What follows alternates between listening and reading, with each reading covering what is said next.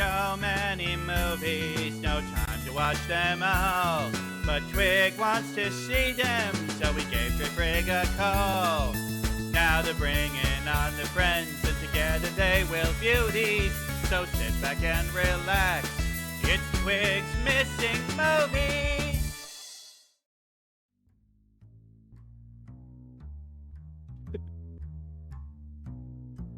Hello, and welcome to Twigs Missing Movies, a show dedicated to watching the movies that Twig inexplicably hasn't seen. I'm your host, Dray and Twig, and here's our cinematically clueless crow, Corvus Twig. It's me! It's Dray Frag! Woo! Put out the party favors. We make it. Oh god, that's not what I meant! That's not what I meant! Ow! Everyone get peanut. And it's our 1-year anniversary of doing this show. Oh my gosh. Can you believe that we've been doing this for a year? That for now, 1 year of my life. Oh, Rodney. Okay, Rodney's here now. We have Rodney. Thank you, Rodney.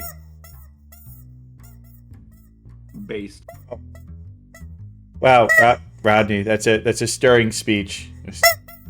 Thank you, Rodney. I'm so touched you remembered. Yes, but yeah, 1 year ago, now 1 year of my life exists in a time when I have seen Rocky Horror Picture Show. And no longer can you say you're a virgin. Yeah, but still haven't gone to a midnight showing because I'm old, and if I went to a midnight showing, I'd be asleep by the time the movie started. Bro, you need to just get over it, take a lot of caffeine, and just not sleep. Yeah, something like that. No, but it's been a year of I almost said it, retrospection. No, just spection. Just spection, really. Yeah. I mean, you are now what, 20? What were we? 20 movies, 29 movies, something like that. 28 movies we have covered in Twigs Missing Movies. That's almost like. Or wait, no, wait, hold on a second. I might be wrong. I think it might be 26.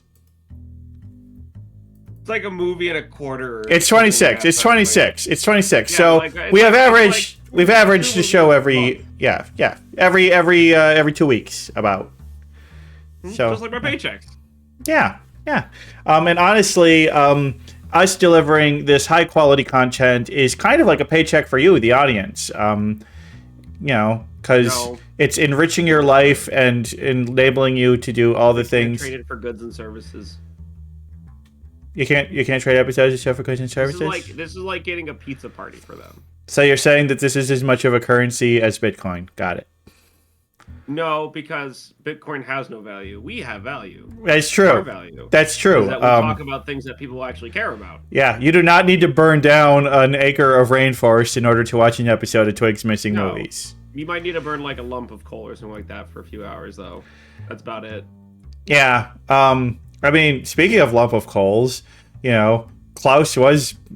Well, I mean, do I just say that was my favorite movie of the year? Yeah, I think it's already been established. It was definitely up there because I don't think once it got on there, I don't think it got dethroned by anything we watched after, right? No. But I also like to think thinking about movies you watched before that too. Like, how does that stack up? Because we only had what, 3? You only had 4 movies in the top rank of your tier list. 4, but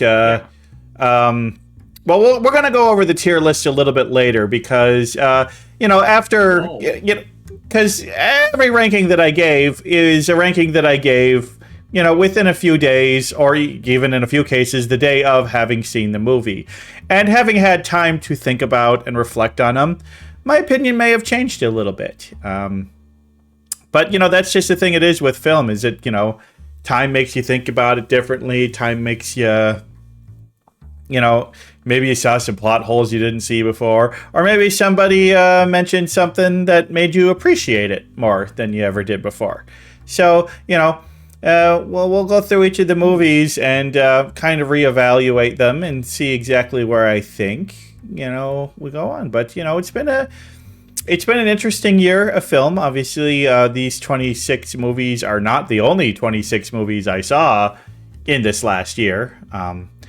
And, sometimes I rewatch movies. I mean, I do a lot of rewatching movies I've already seen before. I mean, I just had 2 plane flights, and I rewatched 2 of my favorite movies. One recent, one kind of not that recent. The first one was, on the way there, I watched Puss in Boots: The Last Wish, which is, I think, DreamWorks' best movie. It's... So far. Yeah, I mean, there are a few DreamWorks movies I haven't seen, but I don't think How to Train Your Dragon 3 is going to be better than Puss in Boots 2. I don't know. What if Shrek 5 ends up being, like, amazing? Who knows? I think it's going to be pretty good. I think it'll be to good. Circle back to what you were saying, though. The other thing that, notably, we have done in the year is you've grown in your own ability to appreciate and, critique movies.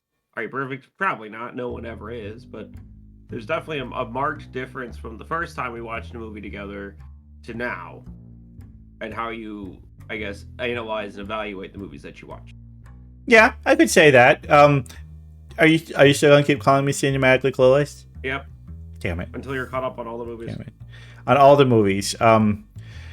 It feels like they're putting out more movies than I could possibly watch in a single lifetime. 498 last year alone, so you got to do a little bit of catch up. So 498, honestly, that's less than a movie and a half per day, so it's technically enough time to do it. You do nothing else but watch movies all day. You could probably catch up with all Western movies in the remaining span of your lifetime. Well, why would I stick just to Westerns? What about sci-fi, action, drama? I meant Western. I'm not throwing I know what you meant. Or Made in China. But you know what? We haven't covered any Westerns on this show yet. What are you talking about? None of the movies we've done were Westerns. Yeah, there were. What movie did we watch that was a Western? Casino. Casino is not a Western. Yeah, it is. It's a mob movie. It's a Western. What are mob movies, but an evolution of a Western. I mean... It's set in Las Vegas, which is the West. It's set in a desert. There are antagonists and protagonists who are both bad guys and good guys. They run from the law. I will admit that it has a lot of the Western tropes, but I'm thinking a Western would be a movie that takes place west of the Mississippi between the years of 1850 and 1900 and is about cowboys and gunslingers. And... What are mobsters if not modern cowboys? Why can I not have Peanuts at Dre? I'm feeling you. I'm feeling you on this. No. Casino's a mob movie. It's not a Western. I'm sorry. It's just not. It's not a Western. I know. Activating stuff. I mean, the thing is, it's like I've seen the good, the bad, and the ugly, but I have not seen A Fistful of Dollars or A Few Dollars More. I have seen both. I've seen both True Grits. I've seen the newer 310 to Yuma. I've seen Renegade, or what is it? What's the one with Mel Gibson? Is that Renegade or Maverick? That's it. Oh, yeah, Maverick sucked. Well, I mean, the thing is, it's like, well, you can't make Blazing Saddles these days. It's just like, in terms of the jokes and the content, yeah, you absolutely fucking could. Like, because it's a movie making fun of racism, not a movie that is racist. You absolutely could make it these days. A lot of the cultural relevance of the things wouldn't work, and one of the reasons why you wouldn't make Blazing Saddles these days is because before Blazing Saddles, Westerns were kind of like the superhero movies of the day, but even more so, where they were just inundated with them. There was a ton of them, and that was the predominant movie genre that was out there. And then when Blazing Saddles came out and basically satirized and made fun of the entire genre, and afterwards, the number of Westerns that came out plummeted. Yeah, I just wish they would do that for the Marvel Cinematic Universe. Well, what I don't want to happen, because this is going to happen, is that people are going to look back fondly on the superhero era, and some poor kid's grandkids is going to be like, this is my grandpa's favorite movie. I mean, you know what's going to happen. And look, I think a lot of the Marvel Cinematic Universe movies are really good movies that I really enjoyed. They're good popcorn movies. Yeah. That's for sure. I mean, come on. Thor Ragnarok, Ant-Man, those are just fun movies. You know, Yeah, they're fun movies, but but I almost kind of feel like the modern equivalent to Blazing Saddles, at least in terms of what it's trying to do to the genre, might be something like The Boys. No, it's not. It's not nearly satirical enough. True. Invincible kind of plays with the tropes too, but it's not really as satirical either. I just feel like a Blazing Saddles style comedy for superheroes, I don't think you could make it work, because I think people are too aware of the ridiculousness of superhero movies, and so you can't quite do the biting commentary that you could do with westerns back then. Or like another genre, right? Like you could probably do a Blazing Saddles for action movies, put a nip in the butt of old people who were action stars returning back to become action stars who are, old in the movies too. We could do that. We could satirize that really easily, really quickly. But we also remember that, like, it's hard to do something that bites as hard as like that because we don't live as in much of a monoculture as we used to. We have so many options, and it's just like the percentage of people that have seen any given piece of popular media is way lower than it ever used to be. It used to be there was like 3 TV channels, and so like everybody's, whoever watched TV watched one of 3 shows. Now it's one of 300,000 shows. All the same shade of gray. It's kind of wild. I don't know. That's a good point, though. I mean, like, there's so much more media out these days, comparatively, right?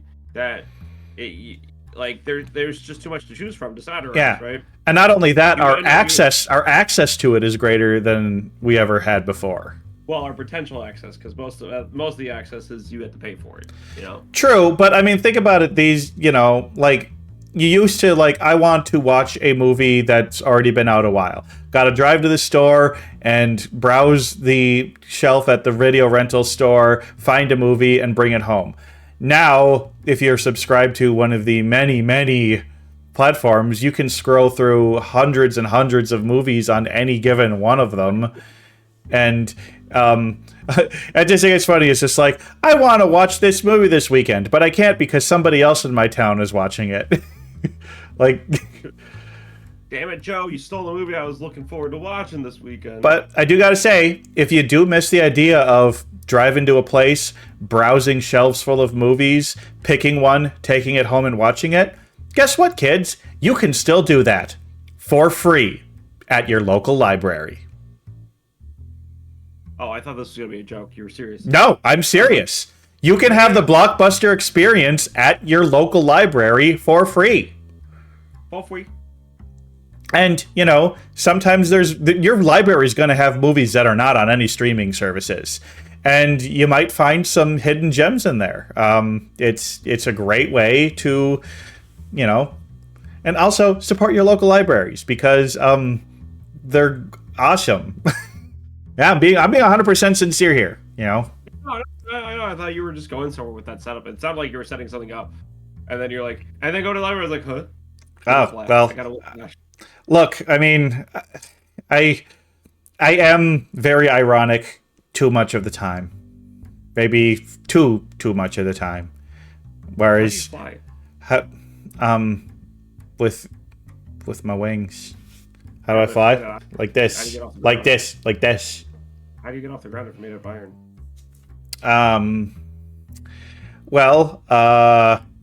Incredible amounts of thrust. I see. Don't ask how.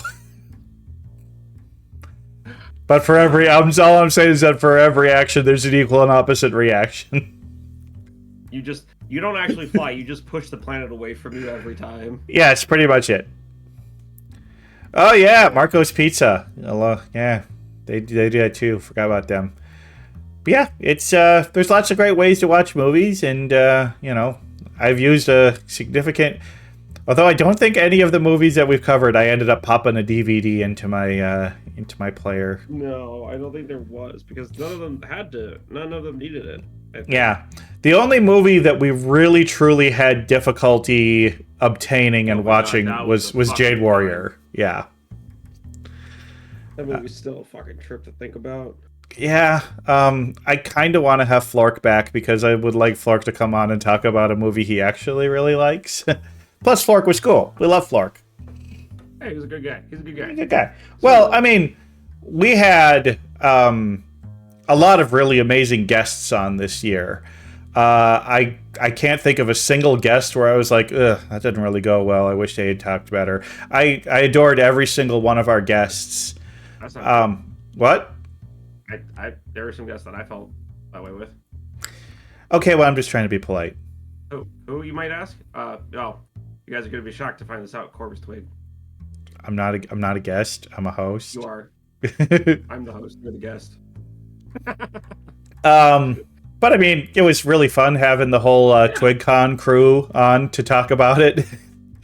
That was even though a few of them maybe only though. said one thing the entire episode, just because. I mean, well, it's hard when you got 9 people in a chat room. We had 9 people on. Basically, our entire audience was in on that. Although, if I had to say, and this, I don't mean this to put down anybody else. If I had to say who I thought my favorite guest was of this first season, I would have to go with Crotar/Ray. I feel like the discussions we had with her were some of the deepest, most profound, and wonderful discussions we had, especially talking my dinner with Andre, but also the philosophy that we talked with in Ghost in the Shell. I got to hand it to Ray/Crotar. She was amazing. I think she stands out. I think I could agree with that assessment. But in terms of who picked the best movies, yeah, Bon, hands down. Noted. I mean, Bon was on 3 times and picked 3 movies, and 2 of them are in the amazing movie tier, and the other is in the pretty good to watch again tier. That's a pretty good track record. I just want to ask, what were the 2 movies that Bond picked exactly? Bond picked Klaus, Grave of the Fireflies, and How to Train Your Dragon 2. Okay, so although Klaus was kind of a Kraka pick, but that was kind of a Draken pick. Well, okay, so then Bond's part of Draken, so yeah, Bond didn't pick it. We all picked it. Okay, well then we'll give Bond a third of a credit on that one. Exactly. 2.3. Get fucked, Bond. No, Bond did pick a lot of good movies. I think there's something to be said about having someone who is as enthusiastic about animations in like the back, in our back pocket, right? Whenever we want to whip out like, good animation movie, or have someone on that's going to be able to talk to us in depth about the creation process for an animated movie. And I think we kind of have we kind of have like a niche person in that regard with Bond, and kind of with Crotar too, where Crotar keeps choosing these very cerebral, philosophical movies for us to talk about, right? And as we get through it, we'll obviously find more people who have that preference, those preferences for the movie categories or genres. I forgot Crotar also Ray also picked They Live. Yeah. Yeah. another philosophical question. Yes. Consumerism bad. Which it is, yes. Please name one good thing consumerism has given us. Taco Bell. That was made before consumerism really took off. That's true. Yeah. Look, don't make me try and defend capitalism. There's no way I can do it because I don't want to. No one wants to. No one with a brain. Okay, maybe one of the adult targeted Lego sets. I'll go with that. You mean Lego sets? Yeah, but I mean the ones that are like marketed towards adults, so like the flower sets and the ones that are meant to kind of more be like display pieces, I find this weird. I like them. I have many flowers around my house made of Lego. I have a weird tangent. We're gonna bring this back into movies using it. When you see something that's marketed towards the family, what do you think that entails? That's a really good question. Yeah, because to me, family seems like something that it tackles themes and has jokes that people of all ages would find funny, and themes that would be, applicable to. They're not just things about how to be a normal, kid and growing up in like very basic. The themes are a little bit more mature, without, and they're able to talk to kids without talking down to kids, and also in a way that people of all ages can. It's really difficult when you get the difference between children and for children and for family, because it's kind of one of those things where it's like you kind of know it when you see it. But I think one of the biggest things is just quality. If it's good and it's well made, it tends to be more of a family thing. And if it just kind of direct that they think, kids will just like this, then it tends to be more of a children's thing. Because, like, I would count, let's take two movies that are 3D animated that we covered. We've got How to Train Your Dragon 2, and we've got Romeo and Juliet. How to Train Your Dragon 2 would be a family movie because it is a good story with good characters that anybody can appreciate. Romeo and Juliet is a children's movie because it is stupid and not clever, and all the jokes you would have to have an undeveloped palate in order to find amusing. Does that make sense? So you think children movie derogatory, family movie positive? Well, you put it that way, I don't agree with it because. Yeah, but that's what you just said. Yeah, you're right. You're that's right. Really what you just said. And now I got to circle back to Lego thing. The adult-oriented Lego sets are family-oriented Lego sets. Yeah.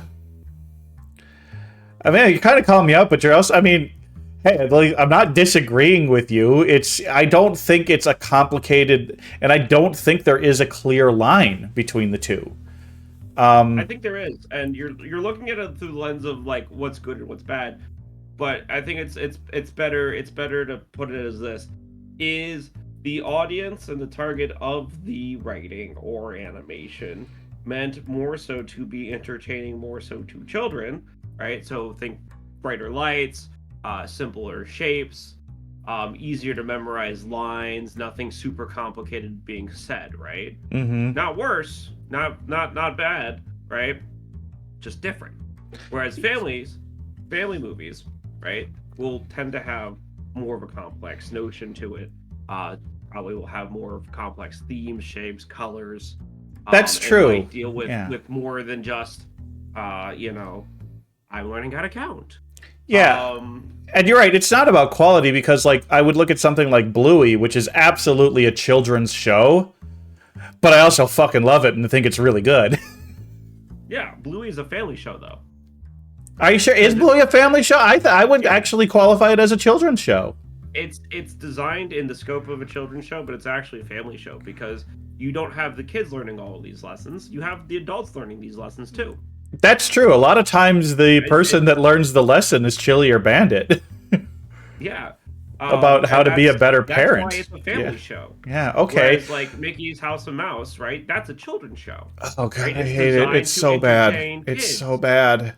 It's not. It's not a bad show. I've seen it. It's a good show for what it's designed to do, which is entertain children. Dora the Explorer is for children. Again, you're going back to what I was just saying. I suppose, yeah, because there's a big distinction between. Yeah, I guess there's a big distinction between is good and I like it. Yep, and that's kind of what I've been. This is why I'm gonna keep calling you cinematically clueless, because there is a fine line between I don't like this and this is bad, right? Not everything you dislike is bad. Well, okay, so not everything you like is good, right? Like, for example, I like Repo the Genetic Opera. You dislike it. You think it's a bad movie. I think it's a great movie for a movie that set out to do a specific thing, which is be campy as shit.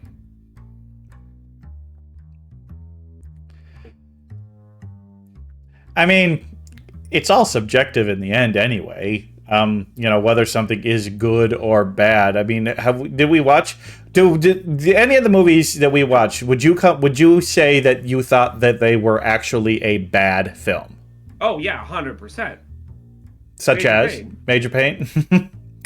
But the thing is, it was so bad, Corvus. A lot of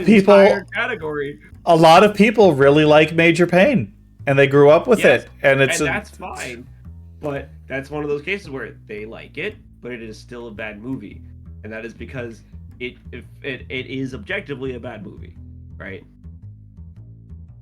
Not even subjective. It's objectively a bad movie. There's no storyline that matters. I don't think you can say that a movie is objectively bad. I can. But I think we're still in. I think that there can be widely agreed upon subjectivity, but it's still not objective. Mm-hmm. I mean, honestly, a movie's number one job is to be entertaining, and therefore, if somebody finds it entertaining, then it can't be objectively bad. No, I mean, sure, absolutely. I mean, okay. What's a movie that I would say is objectively bad? I would say every movie in the God's Not Dead series, even though I've never seen them. I don't need to. Oh, I'm not familiar with that. Those are the movies mostly starring Kevin Sorbo about how evil atheist professors are discriminating against Christians in classrooms, and how... this is like an actual thing he did. I thought you were just... No, the God's Not Dead movies are very real, and... Are they very recent? One God's Not Dead 5 came out this last year. Good lord. Yeah. There's 5 of them? Yeah, there's 5 of them. Look, I think they're very cheaply made. They only need to sell it to a few 100,000 Christians to make money, or something like that. Yeah. Definitely a movie you find in the Christian store in your local town. I would say a movie like Lady Ballers is objectively bad because the intent behind, if the intent behind a movie is really, really bad, but even then it's just like, but now we're getting into philosophy of what, objective morality versus non-objective morality, which I don't believe objective morality exists. Some people claim it does. There's things that in our worldview are objectively true, but that does not, but objectively feels like it's something that every single person, 100% of all human beings can agree on as being true, and I don't think such a thing exists. There's no objectively. Exactly. But now we're getting into... Survive. Yeah, I didn't... When I played Halo Reach, I did not last very long in that last segment. Like, I died right away. I'm like, I wanted this to be like a long, drawn-out firefight that gets slowly and slowly more... No, I just sucked and died right away. Well, the game also escalates very quickly, too, with it, to make it feel even more desperate. Yeah, I know. God, Reach was a good game. But we're not here to discuss games. No. But we... We watched movies on screen with all y'all, but there were a lot of movies that I watched and Corvus Twig watched off screen that we never got a real big chance to talk about. Yeah, so we're going to talk about 10 different movies. We each picked 5, but there's actually a little bit of overlap on a few of them. So, but these are movies that in the last year, Dray Frigg and or I saw that we would just like to talk about. That we can remember watching. We're not going to spend long doing this segment, but we think it's important that you guys realize that we watch movies outside of Twigs Missing Movies. Yeah. I have a title to maintain, right? As the biggest movie cinephile here on the show at all given times. Yeah. So I have to keep up. So the first movie that we want to talk about is Inside Out 2, the newest movie by Pixar. And I would go ahead and say that I didn't like it as much as the first one, but I thought it was a pretty solid sequel to the original, expanded on some ideas. Well, I think also contradicting a few things from the first movie. I liked it in the scope of it did what the first movie, what they just expounded upon it, what they set up in the first movie. There was definitely felt like some retconning that went on with the introduction of the new emotions, and some of the emotions didn't really feel like raw emotions, right? Like if they had set these up to be like the spawn of the base 5, right? The base 5 emotions, or 6 emotions, whatever it was. I think it would make more sense, but they just show up. And it's kind of jarring in a way. And I get that's kind of what the point of anxiety is in that movie. Spoiler alert for the movie if you guys haven't watched it. Is that these things just show up, right? Because it's puberty, but like I don't know. It was kind of a rough introduction. I liked how they got in and made them the kind of antagonists. Yeah, is it but the first one? No, I don't think so. It did some fun things, but yeah, you're right. It almost would have been better if like the 5 core emotions each had their own like split off. That like, because I can't even remember. So like we had anxiety, ennui. What was the big pink guy in the little shyness? Shyness. I think it's like shy or something like that. It had to do with shyness. And then and envy, which is like, I feel like envy could have been like an offset of anger. Anxiety is just fear. I don't know. But it just, because the first movie at the end, it showed all the adults with just the same core 5. Okay, well, where are their other 4 ones then? Also, where's the horny emotion? Just... Yeah.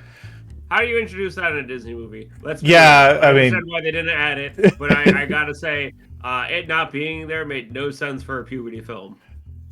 Yeah. But... yeah.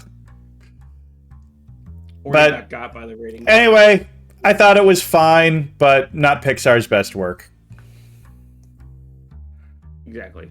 I mean, it's definitely not their best work. Not their worst work, not their best work either. Yeah. Now, here's one that I did not see, but it is very high on my to-see list, and that is the sequel to Beetlejuice. Beetlejuice. I can't talk about it because you want to see it. But I like the movie. I kind of like the premise. I think the execution could have been a bit better overall.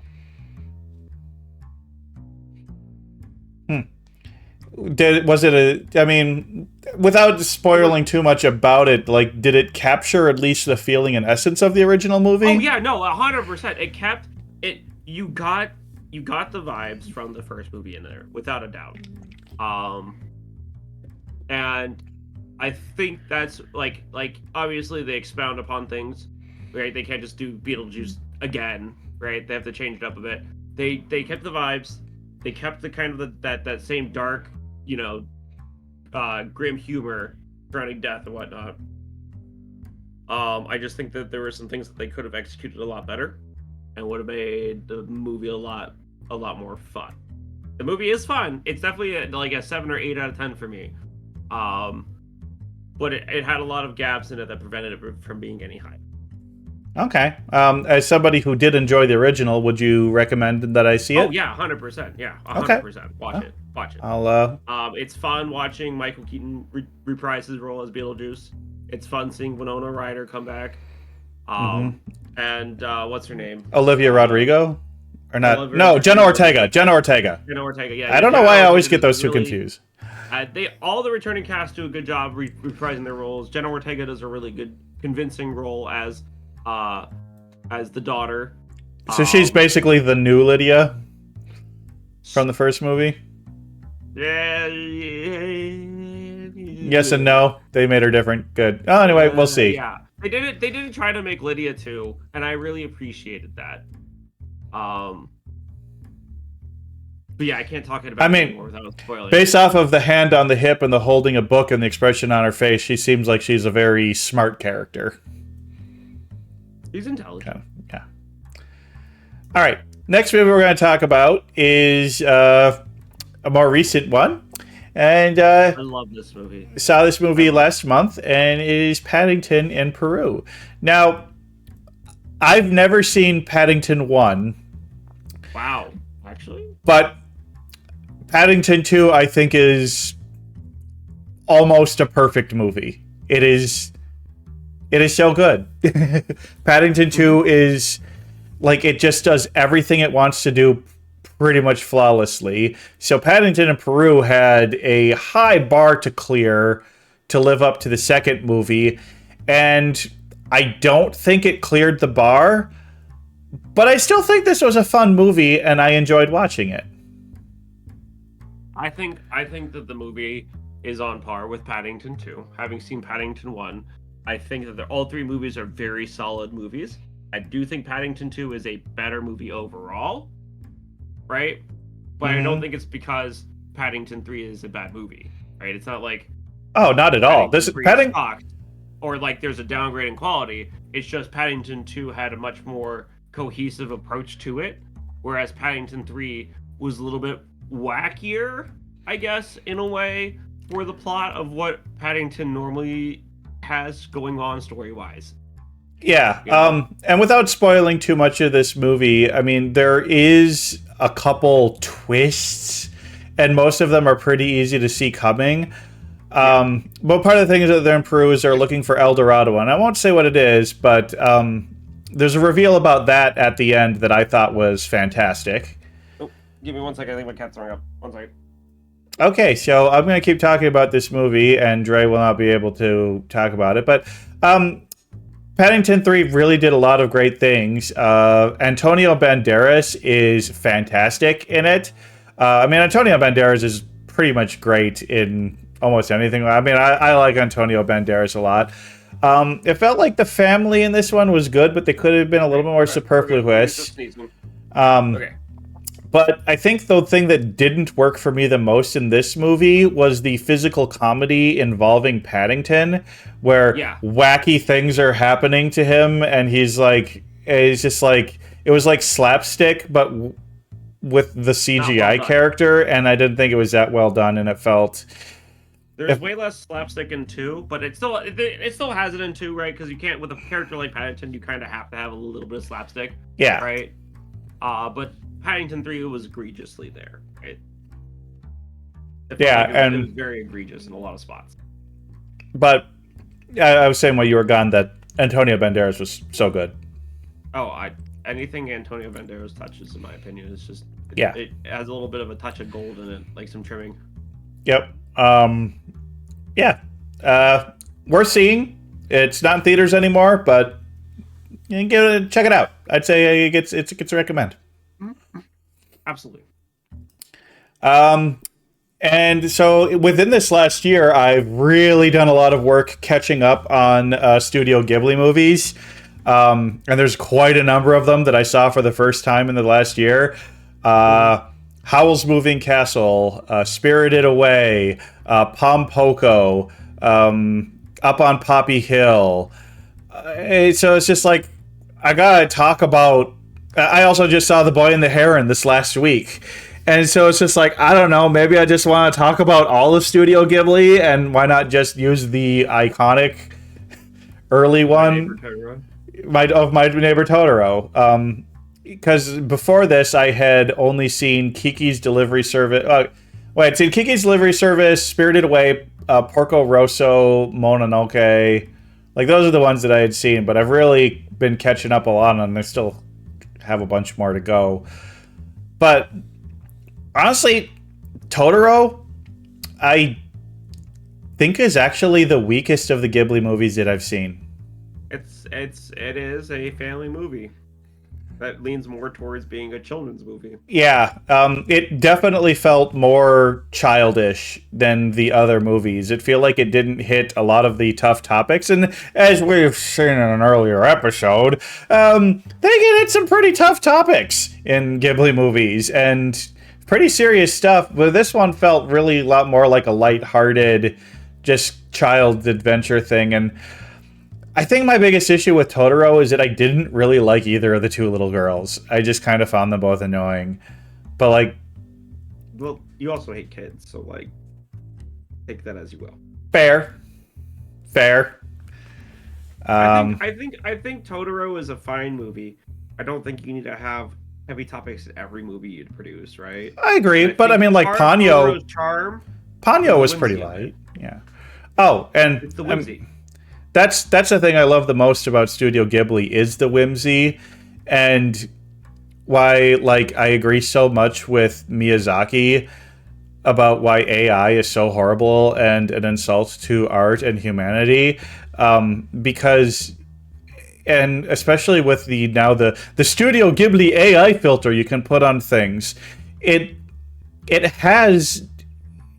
like you can match the art style, but you don't have the sense of whimsy and wonder and imagination that can only come from human creations and stuff. And in fact, I even saw somebody took screenshots from Studio Ghibli movies and ran it through that filter, and it just made everything so much worse and lifeless. It's just bad. But yes, the best part about Totoro is the animation and the whimsy and the mystical creatures, and there's so much of it that sticks with you. And I think that's one of the great things about Ghibli movies is how much of that, how much of that whimsy and that icon and that visual stuff sticks with you. So it's been really great checking out a lot more of the catalog, and hopefully we'll do a Ghibli movie or two in this next year, because there's still I'd like to do more of them. Yeah. Always fun to talk about. But I'm really glad I ticked off Boy and the Heron this last week. God, I think that's immediately become one of my favorites. It's really good. And it's a very fun movie, and Robert Pattinson again. Okay, so Pattinson want to talk an amazing fucking job. He does, and the thing is that 2 days before I watched The Boy and the Heron, I watched Mickey 17, where he is also playing multiple characters, and he has very different voices for those characters. Robert Pattinson is an amazing voice actor. He can do so much with his voice, and I think he could really end up making a good career for himself doing voice acting, because he's got incredible range. Hamill potential. And of course, Mark Hamill was The Boy and the Heron as well. So yeah, I don't know. I really like it. It's a really good movie. Everyone should watch it. I didn't get to see it in theaters, and I regret not being able to see it in theaters. Mickey 17, very good. Check it out. It's not on this list. I didn't see Mickey 17 in theaters in time. I thought I had more weekends left to watch it, but I did not. I'm sad. I had to watch it at home. All right. Moving on. Now, here's a movie that was very popular about 20 years ago, and this is a movie that a lot of people had said, I can't believe you haven't seen this. You got to see it. It's so great. And, it's a Sandra Bullock romantic comedy, Miss Congeniality. I finally saw this for the first time, and I don't know what to say, because, Sandra Bullock, I like her. She's a cool person. She's a good actor. But I don't really like that many of the movies she's in, and this one I thought was kind of a miss. Even the person I watched it with, she was saying, I didn't like it as much as I remembered liking it. I'll be real. Miss Congeniality is kind of in the same vein, but directed more so towards women as Anchorman. I can see that. Where there's more comedy to it's supposed it has more comedy in it than I think they intended for it to have. It's just geared towards a different audience. I like Miss Congeniality. I really like it a lot. But if I'm going to think of movies that came out in that time frame, that time period, right? That were of girl bossing and still had that light humor to it, Legally Blonde. Which is another big Twigs Missing movie that I hope that some woman because I feel like we would need to have a woman's perspective to do that episode, would like to cover on this show. Because I've heard a lot of things about it, and but it's just I've seen a bunch of Sandra Bullock romantic comedies now, and it seems like a lot of the premise is Sandra Bullock is kind of clumsy and falls down, and that's hilarious. Also, nobody seems to recognize that she's fucking stunningly beautiful.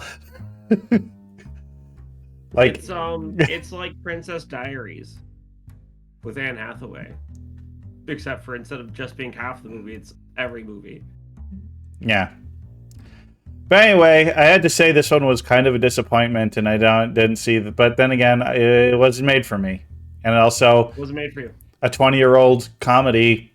I mean, comedy ages worse than any other genre. So, you know, what can you say? This one was one that I had seen previously, but you saw for the first time this year, Godzilla vs. Kong. So it's not even the most recent Godzilla movie, but this movie was... yeah, tell me what you thought. I kind of went on a binge last year of watching the MonsterVerse movies and watching kaiju movies because I wanted to watch Godzilla and Kong versus the monster, whatever that movie was that came out last year. Godzilla -1, which I've heard is really good. Oh, it's fantastic. Fan-fucking-tastic. If you can watch the black and white version, watch the black and white version. And I've heard the best thing about Godzilla -1 is that it's the Godzilla movie where you by far, more than any other kaiju movie, care about the humans. Because it's convincingly... the humans, instead of just being a backdrop, are actually an active part of the movie. In a way that matters, right? It's definitely, in my opinion, -1 is definitely more of the Godzilla as a force of nature approach rather than a stand-in for the nuclear apocalypse. And how humanity deals with whether beyond our control or what we can stop, right? Yep. Like if you want to think of Don't Look Up, right? It's like that, but Godzilla. I really like it. I just realized my model's not very good at looking up. I can look up. Okay. But yeah, Godzilla vs. Kong was really fun. I really like it. I think but it also goes to show that in this universe, the Hollow Earth theory is true. Uh-huh. Yeah. I mean, Godzilla digging right down into the Hollow Earth to go beat up some fucking monkeys was fucking hilarious. Yeah. I mean, this movie... pissing off a reptile so bad it digs. This movie kind of felt like almost along the same lines of Freddy vs. Jason, in which it was just kind of... There's a lot of really dumb things in it, but you don't care because it's doing it so well that you're just having so much fun. I don't even think it does it well. I just think it does it in such a fun way that you don't care. Right? Exactly. You know it's going to be stupid. You know it's going to be dumb. But you're having fun. Yeah, you're having fun. That's all that matters. The only movie, in my opinion, that's ever done that kind of like one franchise versus the other franchises too seriously was Alien versus Predator. They tried to make that. Yeah, I did see that one, and yeah, not so Freddy good. Versus Jason was just so on the nose. And so self-aware, it was great. Yeah. But yeah, Godzilla vs. Kong. If you haven't seen it, you don't need to see. You don't need to have seen any of the other recent Godzilla movies to understand and like it. Just I would recommend it. It's a good movie. Go in with some popcorn and a drink. And then like the third act, there's kind of a reveal in the third act that is really satisfying and really fun. So, just saying that. Won't say more.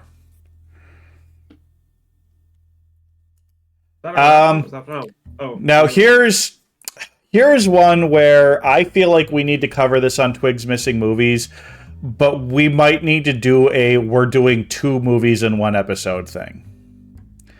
Because I have not seen Dune Part 1 or Part 2. And it feels like... the Dune, the 1980... Nope, never seen a single Dune.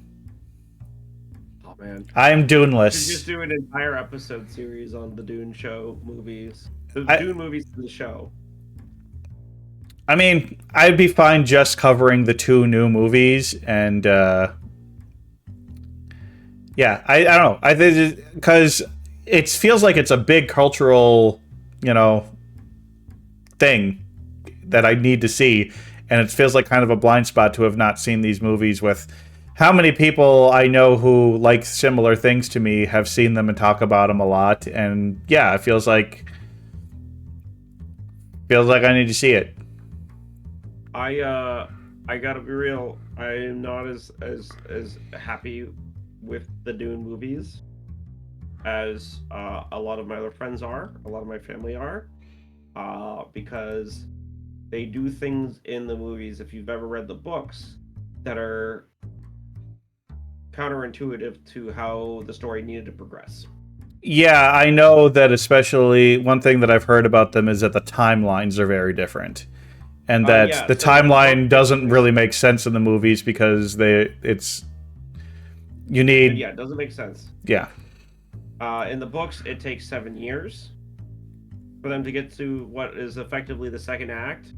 Right? I think it's 7 years, 11 years, I can't remember which one. And then the movies take place over like 3 months.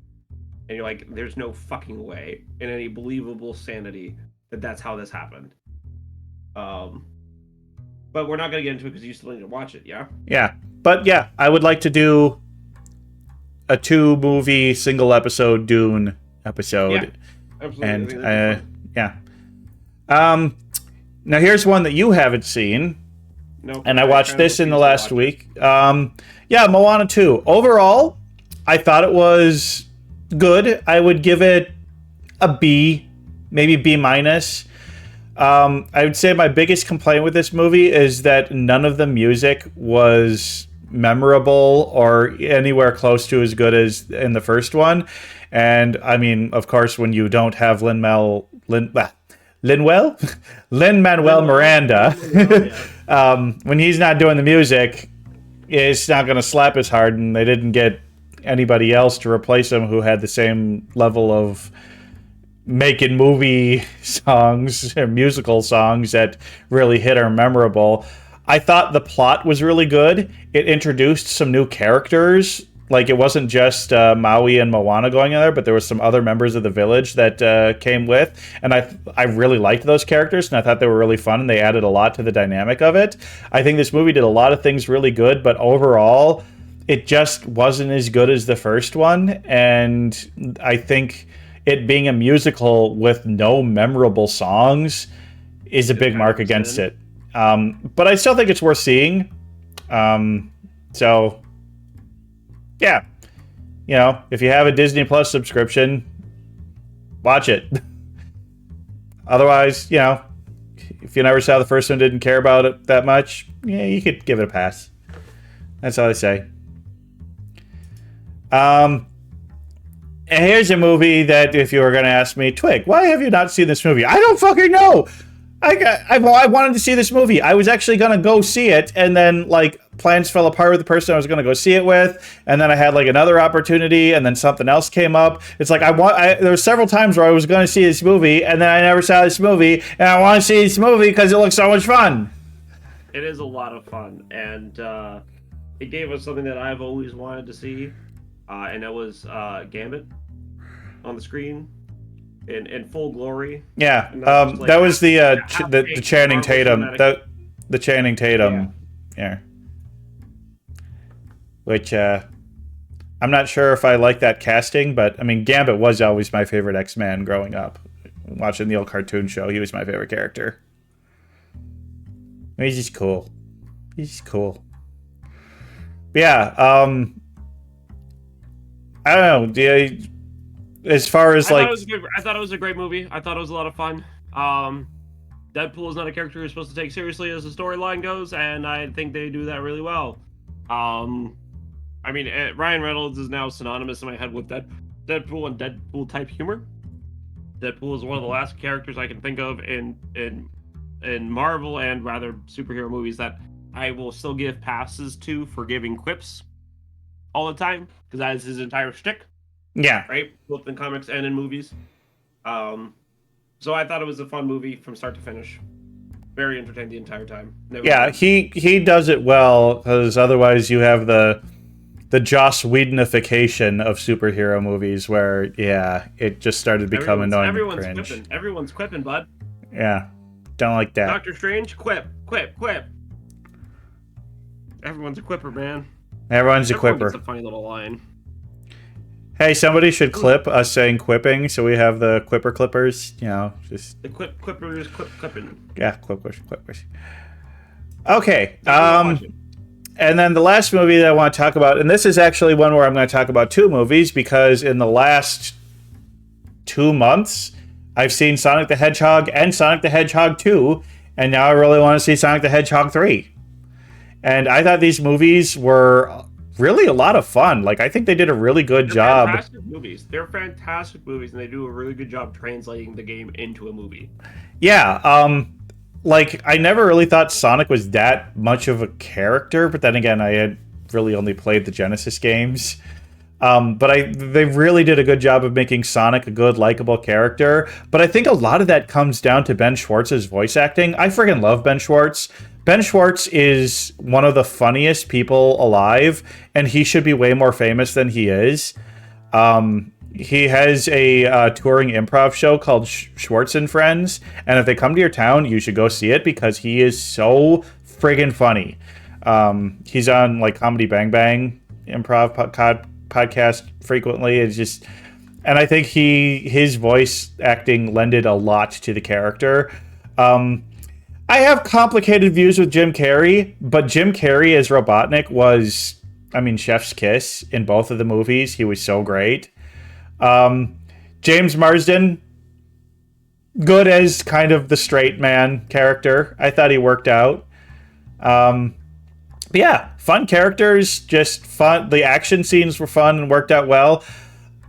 One thing I say is that even though I adore him, I think he's great. I want to spin more things. Love you, Idris Elba. Miscast as Knuckles. Oh, 100%. Knuckles' voice was too deep and too serious sounding. Knuckles is supposed to be an arrogant teenager, and you did not get arrogant teenager vibes from Idris Elba's voice at all. I'm sorry. I think Idris Elba would have been better as Shadow. But then we wouldn't have Keanu as Shadow. So I don't know. I think, yeah, it's a tough one. It's a tough one. I mean, don't get me wrong. Like I said, I love Idris Elba. I think he's amazing. But I don't... When I think of Knuckles from the games and every other piece of media with Knuckles, Idris Elba is not the voice actor that comes to mind at all. I think you could have swapped them and it would have been fine. Honestly, Keanu probably could have been a good Knuckles.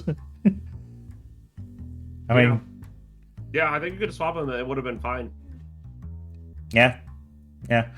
But yeah, good movies, and I'm looking forward to seeing the third. I don't think we're going to cover it for this movie because, you know, I think it's something I'll probably just watch in my own time, but yeah. Glad I finally caught up with this series, and boy, thank God they did the redesign because, oof. Oof, indeed. Oof. Okay. Well, that's enough talking about movies we saw in the last year, but what about the movies that we did see for the show? Well, here's our tier list. Here's where things ended up. Ooh, sexy. What a good tier list. What a good tier list. Well, see, here's the thing, is that this tier list has served us well, but we're going to retire it, folks. It's going away. And we have a brand new tier list.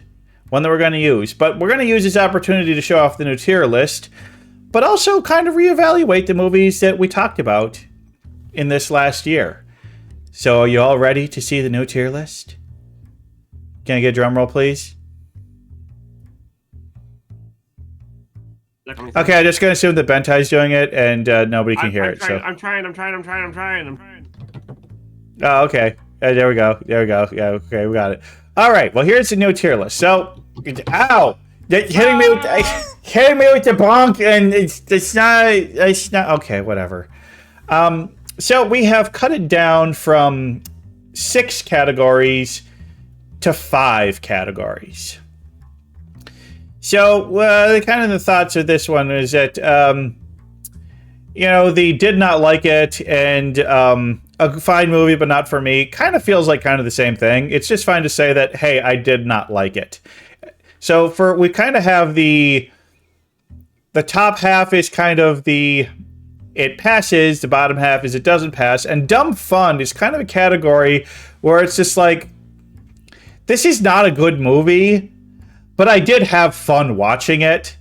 And, you know, some of the movies, it could be like the so bad it's good could kind of be in there. The kind of, you know, it's just like, okay, this doesn't make any sense. This is kind of ridiculous, but it goes there.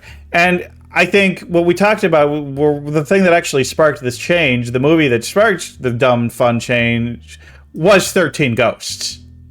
13 Ghosts was dumb fun. It was. That's a perfect example of a movie that goes in that category, where I'm like saying, this is not really a good movie, but I had fun watching it. So that's where like that would go.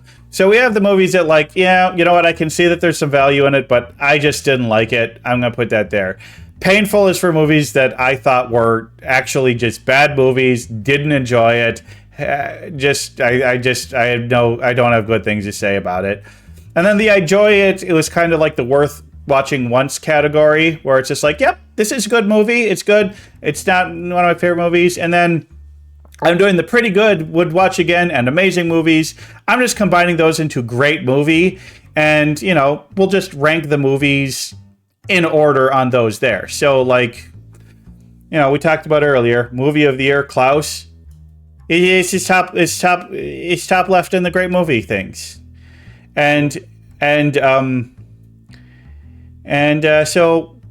well, we'll just go with these. We'll just talk about each of the movies quickly. But I want to talk about, you know, Klaus. Klaus, I thought, was the movie of the year for this show, because it is a movie that I know, guaranteed, I'm going to watch it at least once a year for the rest of my life. It is now a Christmas classic of mine.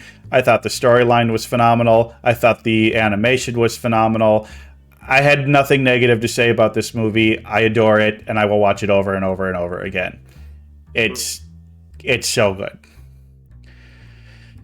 13 Ghosts, yeah, dumb fun. Don't know if I'll see it again, but hey, you know, it might be worth getting high and watching it with a group of friends just to laugh at it. You know, it's dumb fun. It's like the thing of dumb fun.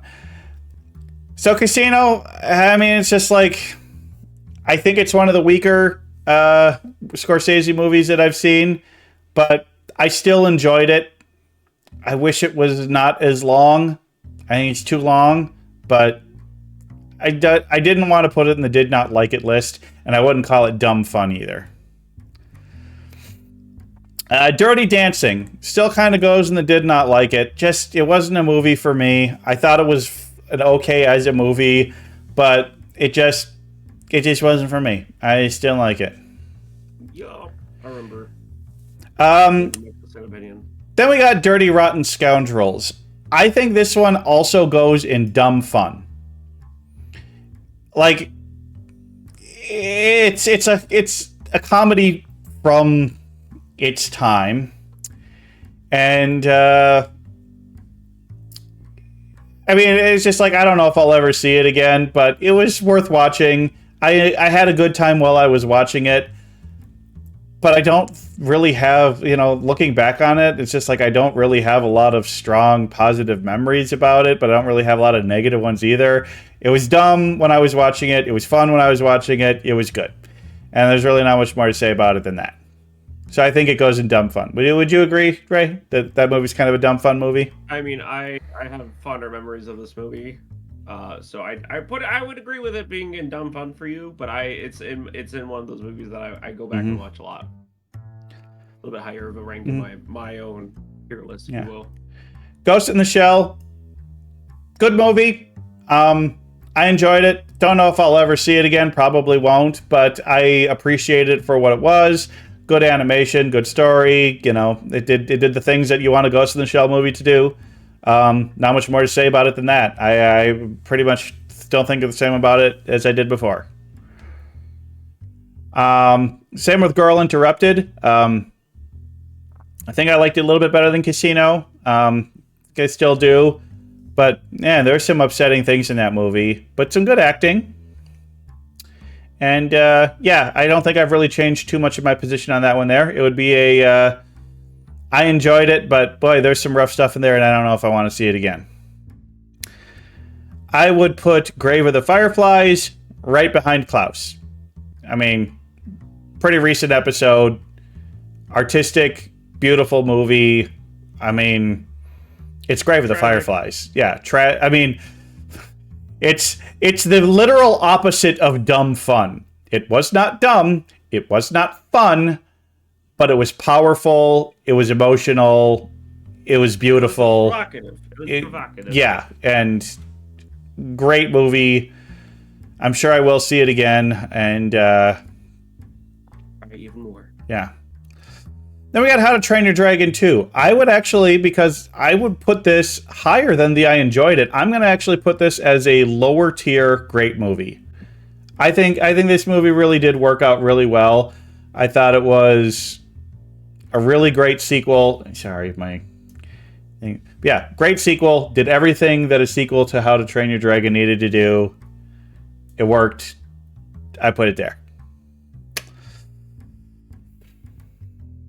It's time to break your heart a little, Dre.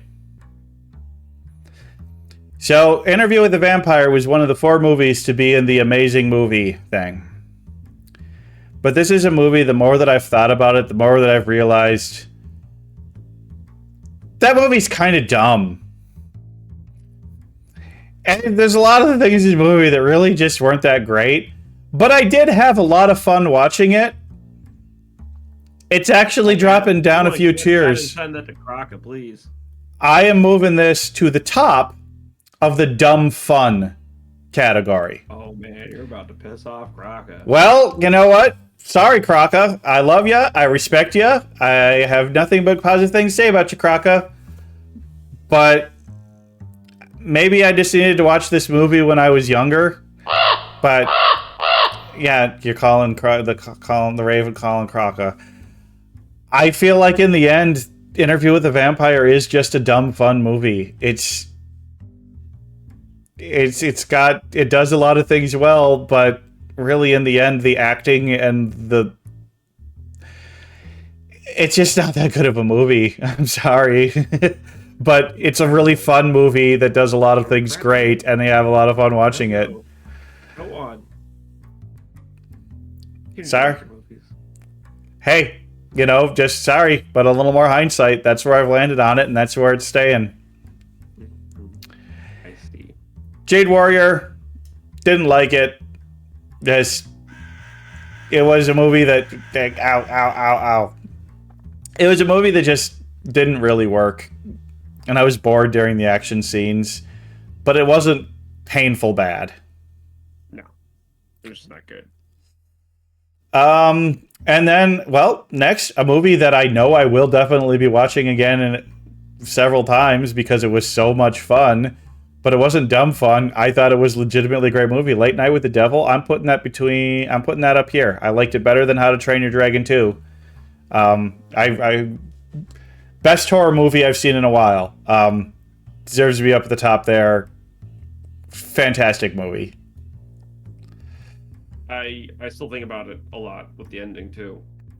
So I agree. Yeah. I agree. And a movie that now that I've had more time to think about it, the jokes didn't stick with me.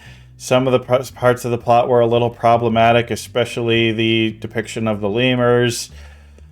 I'm sorry, Madagascar. The more that I've thought about it, the more I've realized that I just did not like it. That's fair. Not for everyone. Yeah, I mean, it did some things pretty well,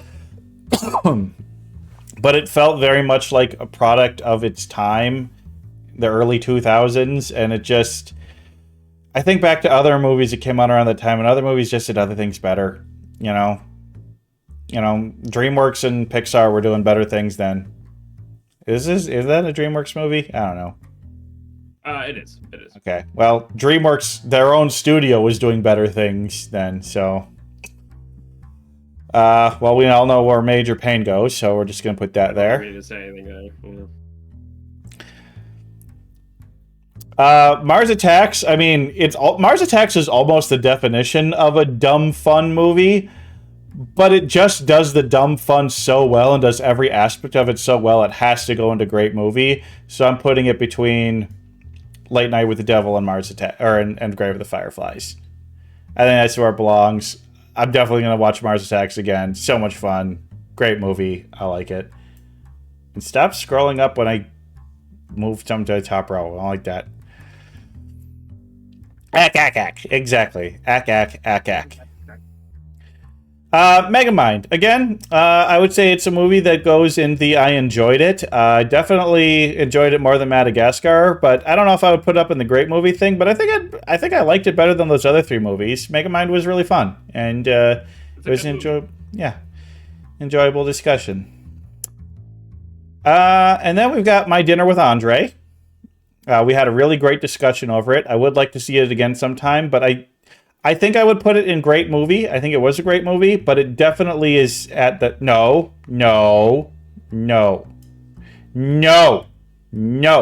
Bad. It's trying to claim its place. Well, I don't want it to claim... Okay, since it's already... What if I just move the window in OBS and then it won't keep scrolling up on me? There we go. So yeah, My Dinner with Andre... thought it was a great movie, and I probably will see it again, and it sparked some really good conversation, although I don't know if I'll like it as much a second time around, but we'll see. Pirates of the Caribbean, the Dead Man's Chest, or whatever, yeah. It's really hard to read. Like, all these... The title is so small on these Pirates of the Caribbean ones, because there's so many words. Why are there so many words? But Pirates of the Caribbean 2. I think this was a dumb, fun movie, and I would put it kind of at the top of dumb fun. I enjoyed it.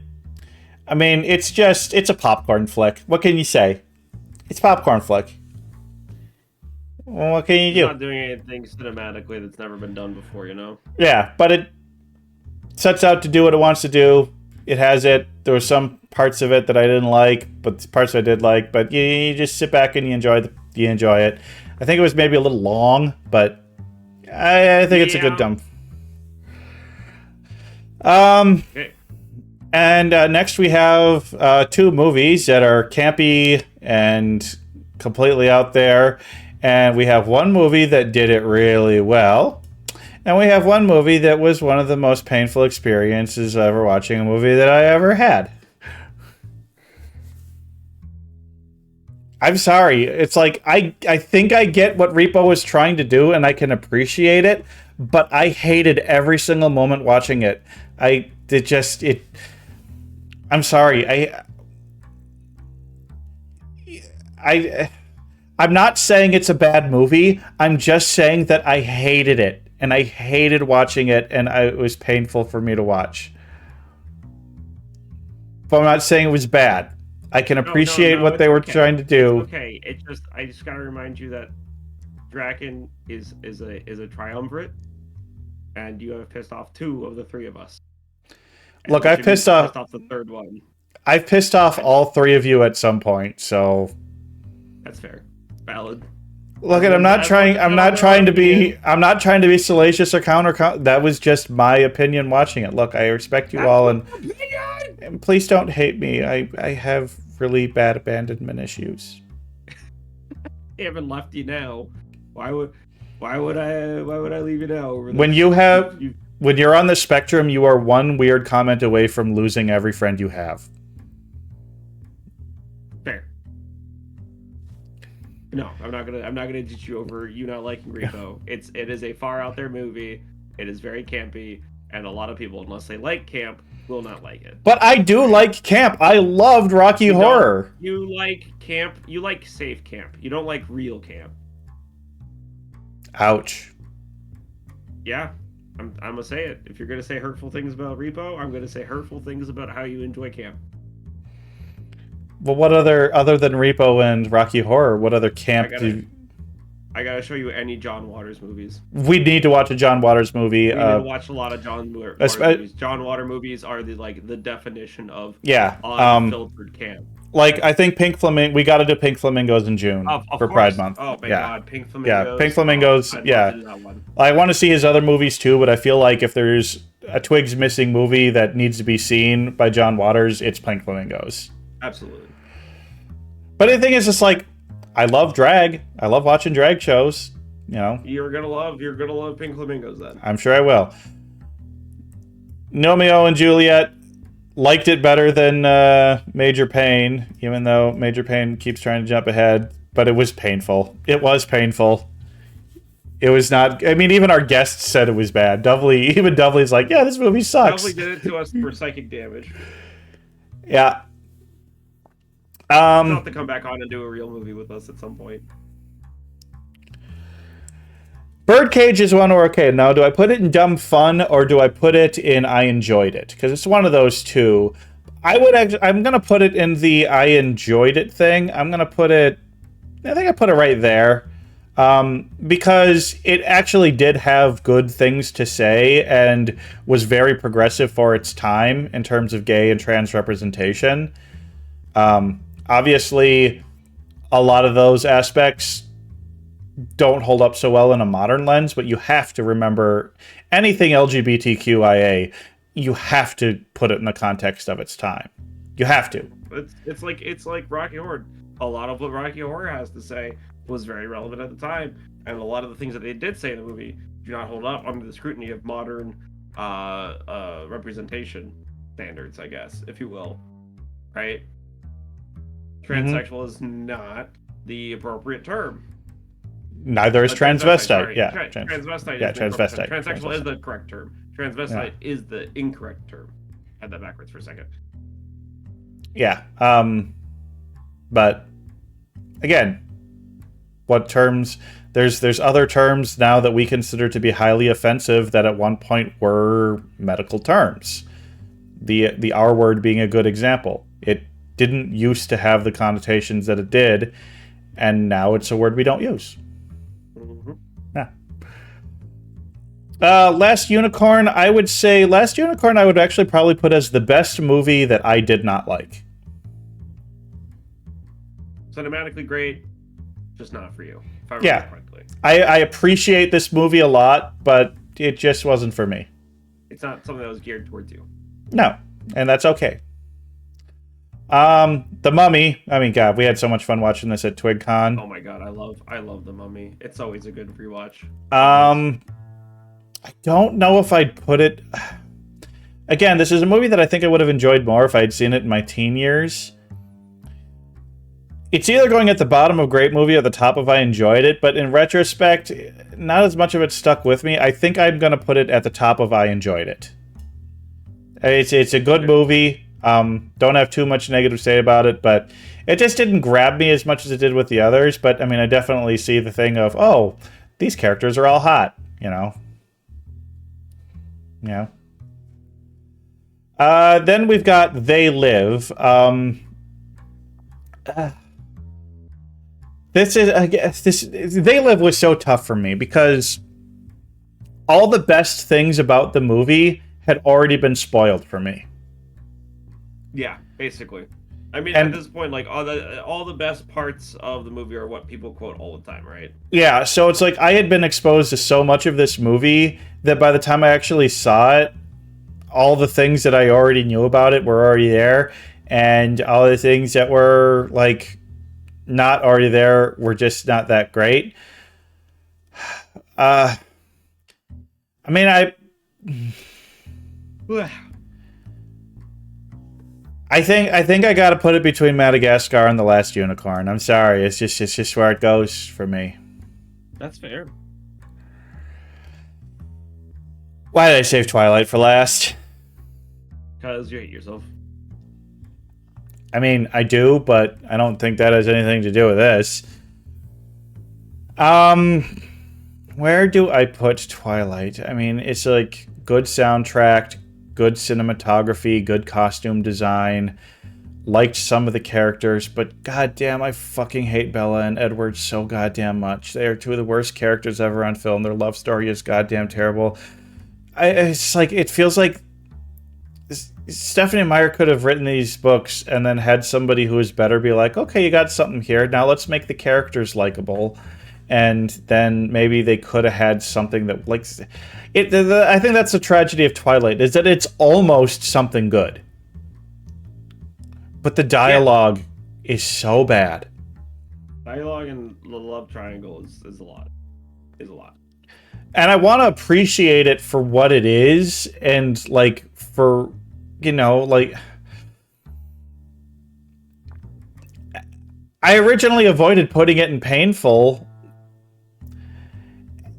but now that I think about it, if I had to rewatch Twilight New Moon or if I had to rewatch Jade Warrior, I'd probably pick Twilight New Moon. I'm sorry, Flork. I'm so sorry. I think I gotta put it right there. That's fair. Yeah.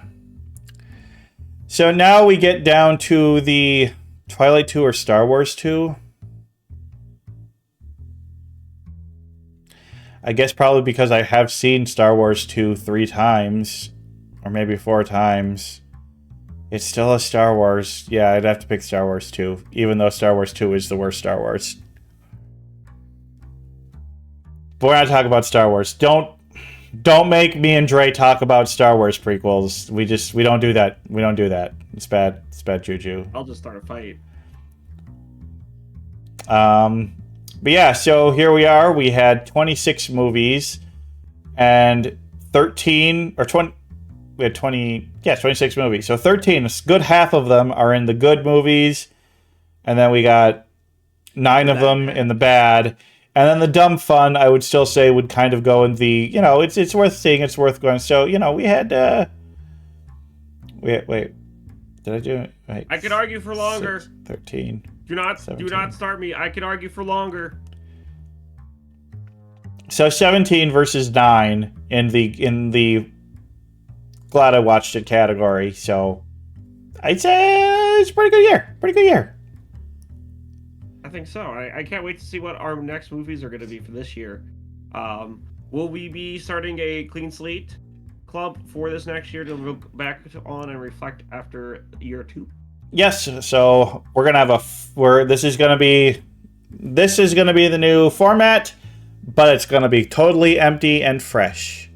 And hopefully in 2 weeks we will have an episode for you to watch. Did we get somebody lined up? No, not yet, but we have time for that. I mean, next week is Easter week, so we're not gonna have a movie. I could. I'm not doing anything for Easter, but yeah, but what's the point of doing the show without me? I know. Drink some water. I gotta drink some water. Drink some water. But yeah, guys, thank you so much for everyone who comes by every show and watches us, or everyone who watches these VODs. We appreciate you a lot.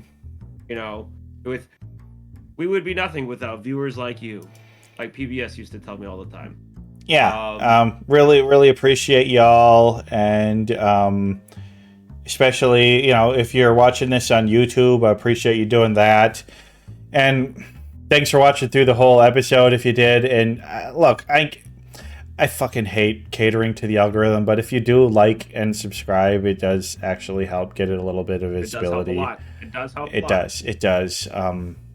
And even if you watched it on Twitch, if you just go to YouTube and like it anyway, please. Not that I'm.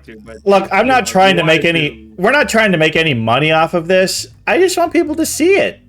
We want people's opinions. We want people's feedback, right? We don't want us to be an echo chamber of Oh yeah, leave a comment. Leave a comment. Tell me how fucking stupid I am. Don't be hateful. Okay. Don't break TOS. Yeah. Right. Don't say real mean things, right? But if you have a constructive argument to make it. Yeah. We're here for discussing films. Yeah, we are. That's it, guys. Thank you so much for showing up today for our 1-year anniversary of the show. Like I said, we really appreciate you guys coming in and listening to us dumb goobers talk about the things that we love. And I really can't wait to see what movies we watch in the next year and the conversations we'll have with them. And I want to thank Dray Frig for being the best goddamn co-host I could have ever asked for. And even though I feel like I'm getting pummeled on a little bit verbally, I do appreciate it. I do appreciate it, and I do appreciate you. I can't give you an inch of leeway, because if I give you an inch of leeway, you're going to run away, and then you're going to have bad opinions. Unchallenged bad opinions. Run away? Now I'm going to fly away. Whee! You know what I mean. You're being pedantic. Yeah, well, whatever. Scatter. All right, well, that's it for our 1 year anniversary special. Great chatting with you, Dre, and we will see you all on Wednesday for an episode of Corbett's Creepers and Conspiracies with Susie the Silky and Usu. Hopefully both of them. Yay! Yay. All right. Well, yeah, Wednesday, my dudes. We are. All right. Oh yeah, we're reading doubly. Oh yeah, gamer. Yeah, rating doubly. Yep. Ciao. Goodbye. Arrivederci. Au revoir. So long, farewell, Alvidas, and good night. Fuck you, to you and you and you.